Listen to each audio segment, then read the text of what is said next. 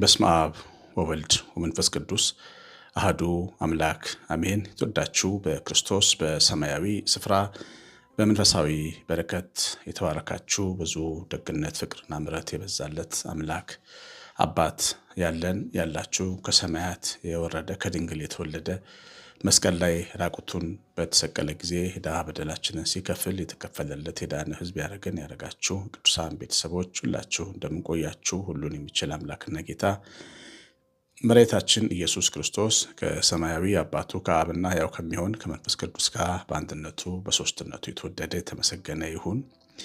እግዚአብሔር ብሩካን ሁለት እናቶች አሉ። ባለቤታቸው የሌለ በሕይወት እርዳታ የሚያስፈልጋቸው ሁለት እናቶች አሉ። እባካችሁ ሁለት ቤተሰቦች፣ አንድ ቤተሰብ አንዷን እናት፣ አንድ ቤተሰብ አንዷን እናት በቋሚነት ብትረዱ በዓመት ውስጥ ከዚህ ቀደም እንደዚህ አይነት ስራ የሚሰሩ በአጋፔ ከ283 በላይ ቤተሰቦች አሉ። እናንተም 284 እና 5ኛ ቤተሰቦች እንድትሆኑ ጋብዛለሁ። አሳውቁኝ 9114138 እግዚአብሔር ዛሬ ሊያስተምረን የወደደው ስለ ኢዮቤድ መወለድ ነው። ኢዮቤድ የዳዊት ቅድመ አያት ሲሆን የቦዔዝና የሩት ሕፃን ልጅ ሆኖ እንደተወለደ መጽሐፍ ቅዱስ መጽሐፈ ሩት ምዕራፍ 4 ቁጥር 17 ላይ ይናገራል። ኢዮቤድ የበረከት ሕፃን ነው።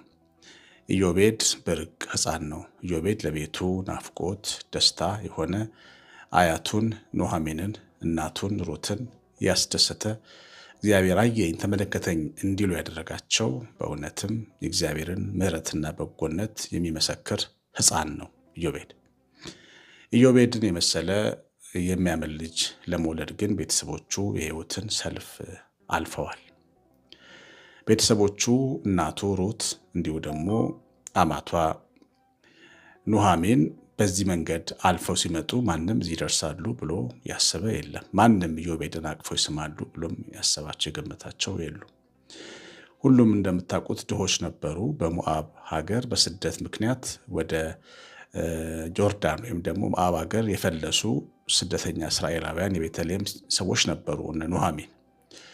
ኑኃሚን ከልጆቿና ከባሏ ጋር ነበር የወጣችው፣ ግን ባዶ እጇን የተመለሰችው። ምክንያቱም ባሏም ልጆቿን በሞዓብ ሞቶባት ነበር። የባል እና የሁለት ልጆች ሞት ደግሞ ምን ያህል ልብ እንደሚቆርጥ መቼም ጫማ ውስጥ ያለን ሰዎች እናውቀዋለን። በከፍተኛ ሐዘን በብቸኝነት ውስጥ እያለች የልጇ የመሐሎን ሚስት ሩት አብራት ነበረች። ሩት በጣም ልባም፣ መልካም፣ እግዚአብሔርን መውደድ የምትፈልግ ሕይወቷን በቀና መንገድ ለመምራት የተዘጋጀች ነበረች። በሀገሯ ወግ፣ ባህል፣ ሃይማኖት፣ ወግ አልተጠላለፈችም። ይልቁንም የሚሻለውን ለማየት ልቧ የተከፈተ ወጣት ሴት ነበረች። ባሏ ቢሞትም ነገር ግን የባሏን እናት ጥላ መሄድ መሸሽ አልፈለገችም። ወደ ቤተልሔም ስትመጣ አብራት ተከትላት እንደመጣችና እሷ የቀን ስራ እየሰራች በእርሻ መካከል ቃርሚያ እየቃረመች አማቷን ትመግብ ነበር። ቃርሚያ መቃረም ማለት ከድሆችና እርሻን ከሚጠብቁ ጥበቃዎች ጋር እየተፋለመች ነው የምትሰራው። ታውቃላችሁ፣ ታች ያሉ ሰዎች ደግሞ እርስ በርሳቸው በጣም ነው የሚከፋፉት። እሷን የሚተነኩሉ የሚከለክሏት፣ እንዳሰበስብ ወደ እርሻው እንዳትደርስ የሚፈልጉ ነበሩ። በእርሻ ውስጥም ደግሞ ያሉ ገበሬዎች፣ የዋናው የቦዔዝ ሰራተኞች ሊተናኮሏትም ይሞክሩ ነበረ። እሱ ነው ተከላክሎ፣ ቦዔዝ ነው ባለቤቱ፣ የእርሻው ባለቤት። ይቺ ሞዓባዊት ቤተሰቦቿን ትታ ባሏንና እናቱን አስባ መታለችና ይቺ ጻድቅ ሴት ነች ብሎ አክብሮ በእርሻ ውስጥ እንድትቃርም የፈቀደላት እንጂ ያንንም ወፎች የሚበሉትን እንኳን ጥራጥሬ ለመልቀም አይሰጧትም ነበር እርሻ ውስጥ ያሉ ሰዎች። እንግዲህ ይህንን ሁሉ ቻሌንጅ ማለፍ ነበረባት። የሀገሯን የቤተሰቧን እምነት ጣዖት ትታ ወደ እግዚአብሔር ስትመለስ ከባድ ውሳኔ መወሰን ነበረባት። ሞዓብ እናት፣ አባት፣ እህት፣ ወንድም፣ ጓደኛ አላት። ግን የዋሌ እናት ብቸኛ ናት ብላ ማታውቀውን ሀገሬ ብላ ገና ያላወቀችውን አምላኬ ብላ ተከትላ መምጣት ትልቅ ውሳኔ ነበረ። እንግዲህ ይሄ ሁሉ ለዚች ለወጣት ለሞዓባዊት ወጣት ከባድ የህይወት ትግልና ተግዳሮት ነበር። ሁልጊዜ በረከት ከተግዳሮት በኋላ ነው። በረከትን ተግዳሮት ይቀድመዋል። ቻሌንጅ የምንለው ፈተና ይቀድመዋል፣ ትግል ይቀድመዋል። እና እንደ ሩት መንገዳችን ውስጥ ትናንሽ ሾኮች ያሉብን ሰዎች አለን። በውሳኔያችን እንድንጸጸት የሚያደርጉ ግፊቶችም ያሉብን ሰዎች አለን። ምንወስን ውሳኔ የምናደርገውም ድርጊት በጣም ጥሩና እግዚአብሔር የሚከብርበት ቢሆንም ቤተሰብም፣ ጓደኛም፣ አካባቢም ሊፈርድብን ይጀምራል። ሩት ተነስታ አምላክሽ አምላኬ ሕዝብሽ ሕዝቤ ነው ብላ ስትል ሀገሯን ካደች፣ ባንዳ ሆነች ሊሏት ይችላሉ። ሩት ግን ትክክል ነበረች። የሚሻለውን ሀገር መረጠች። እግዚአብሔር የመረጣት እስራኤል የሩት ሀገር ሆነች። እግዚአብሔር የሚባል የሰማይና ምድር ጌታ ደግሞ የሩት አምላክ ሆነ። የመረጠችው ምርጫ ትክክል ነው። ግን በዚህ ምርጫዋ ሞዓብ ሀገር መቀመጥ አትችልም። ስለዚህ ከድሃ ምራቷ ጋር ተመልሳ ወደ ቤተልሔም መመለስ ነበረባት። ቤተልሔም ስትመጣ ደግሞ ባዕድ እንደመሆኗ መጠን፣ ጸጉረ ልውጥ እንደመሆኗ መጠን ከአይሁድ መገለል ሊደርስባት ይችል ነበር። ግን አምላክሽ አምላኬ ነው ያለችው እግዚአብሔር አምላክ ሆናት።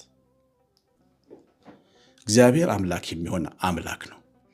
አምላክ ሆናት ማለት ታደጋት፣ ከምላስ ጅራፍ ጠበቃት፣ ከአመፀኞች ሰዎች አድማም ጠበቃት፣ ስራ ከፈቱ ስራ ከሌላቸው ባልቴቶችም ምላስ ጠበቃት። እንዲሁ በቤተልሔም ጎበዞች ዘንድ የምትወደድ ባለሞገስ ባለውበት አደረጋት። የሰው ልጅ የሚወደደው በመልኩ ብቻ እንዳይመስላችሁ። የሰው ልጅ የሚወደደው በቁመናው ብቻ እንዳይመስለን። በለበስነው ውድ ልብስና በተቀባነው ሽቶ የምንወደድ እንዳይመስለን።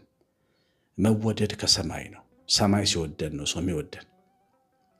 ሩት እግዚአብሔር ስለወደዳት ያያት ሁሉ ወደዳት።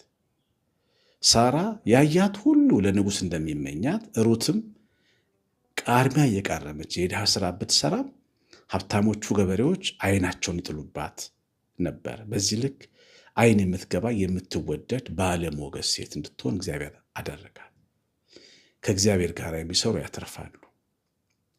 በሕይወታችን ውስጥ ይወላችሁ ሰልፍን መሰለፍ ካልቀረ፣ ትግልን መታገል ካልቀረ፣ መፈተን ካልቀረ ከእግዚአብሔር ጋር ሆነን እንፈተን። የሚሻለውን መርጠን እንፈተን። የጽድቅን መንገድ መርጠን እንፈተን። መረባችንን በቀኝ ጥለን እንፈተን። እሱ ይሻላል።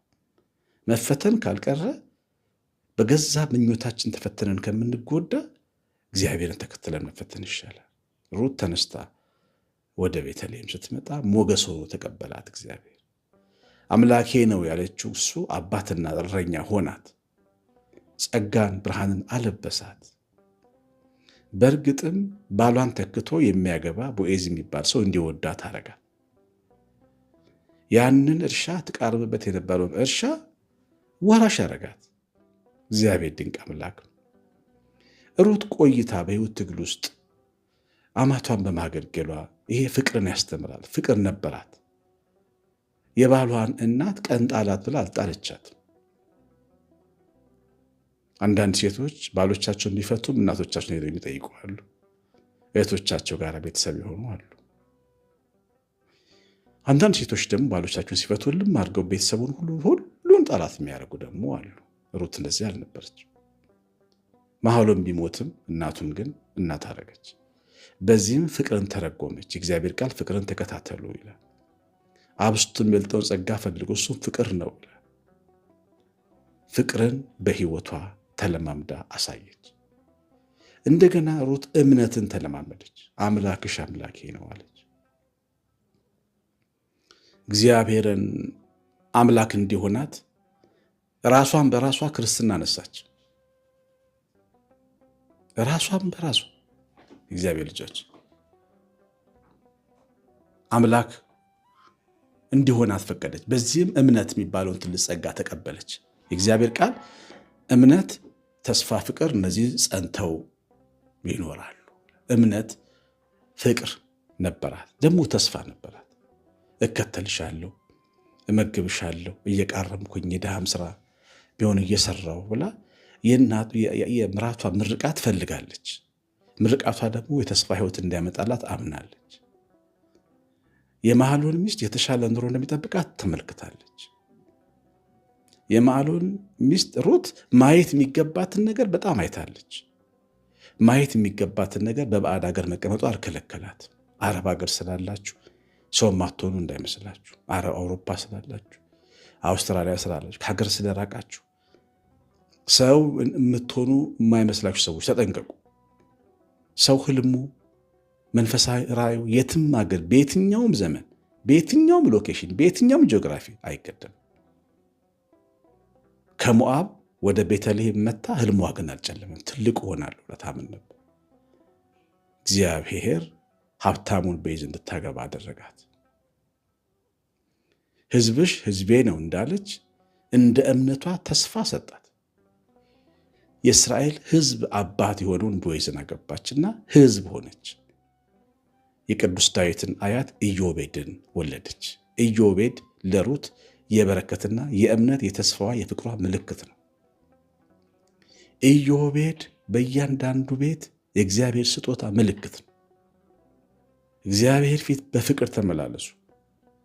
በስጋችሁ ፍቃድ እንዳትያዙ፣ ጠብን እንዳትወዱ፣ ቅያሜን እንዳትወዱ። አንድ ሰው ብትለዩ ጓደኛውን፣ እህቱን፣ ዘመዱን መጥላት አትጀምሩ። ፍቅር ማትረፊያ ነው። ሩት ባሏ ቢሞት እናቱን በማገልገሏ አተረፈች። ኢዮቤድ የበረከት ምሳሌ ነው። ተስፋ አደረገች። እግዚአብሔር አምላኬ ነው አለች። በምንም ሁኔታ ውስጥ እግዚአብሔር አምላክ ይሁንል። ተስፋ እንዳንቆርጥ። እግዚአብሔር የሚደርስ አይመስልም። አንዳንድ ዝም ሲል ያናድዳል፣ ዝም ሲል ያበሳጫል፣ ትዕግስት ያስጨርሳል። እሱ እኛንን የምንለው የእኛ ትዕግስት ከፈለገ ይለቅ። የእግዚአብሔር ትዕግስትና የእግዚአብሔር ማዳን ግን ከእኛ ትዕግስት በላይ ነው። መድረሱ መምጣቱ አይቀርም። ኢዮቤድ መወለዱ አይቀርም። እግዚአብሔር ልጆች፣ ስለዚህ በትዕግስትና በተስፋ እግዚአብሔርን ማምለክ ከሩት እንማራለን። እግዚአብሔር ልጆች ደግሞ ሰው ያመነውን እንደሚቀበል ከሩት እንማራለን። ሕዝብሽ ሕዝቤ ይሆናል እንዳለች የዳዊትን ሕዝብ አባት ኢዮቤድን ወለደች። ምን ይከለክለዋል? እግዚአብሔር ምን ያቅተዋል? እንዳመንን እንዲሰጠን። አንዲት እህት አለችኝ። ለምን ትላለች? እኔ ምኞቴ ሰማይ የሚነካ ነው ትላለች። ሰማይ የሚነካ ነው እና ሰማይ ስለሚነካ ይስቁብኛል ቤተሰቦች፣ የእነሱ ምድር ላይ ያሉት ትላለች። ምኞቴ ሰማይ የሚነካ ነው፣ ከሰማያት ነው።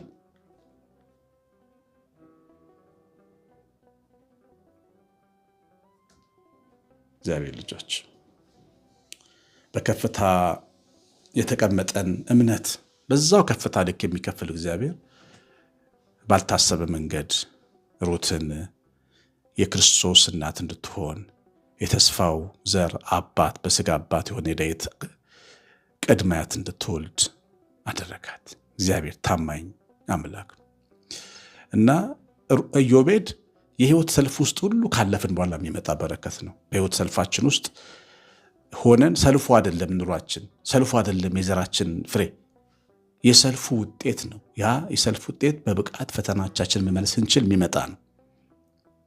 በብቃት ስንመልሰው፣ አስተካክለን ስንመልሰው። እግዚአብሔር ልጅ ይህ እንዳትረሱ። እግዚአብሔር ይባርከን፣ ይቀድሰን፣ የሰማኑን በልባችን ይጻፍ።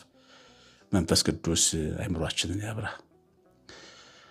እግዚአብሔር ቸርነት የእናታችን እመቤታችን ረድኤት በረከት የመላእክት ጥበቃ አብሮን ይሁን። ቄስ አሸናፊ ገብረ ማርያም ነኝ። በትምህርቱ ላይ ኮሜንት አድርጋችሁ ላይ ካርጋችሁ ጥሩ በማድረጋችሁ እግዚአብሔር ዘራችሁን ይባርክ። ሰላም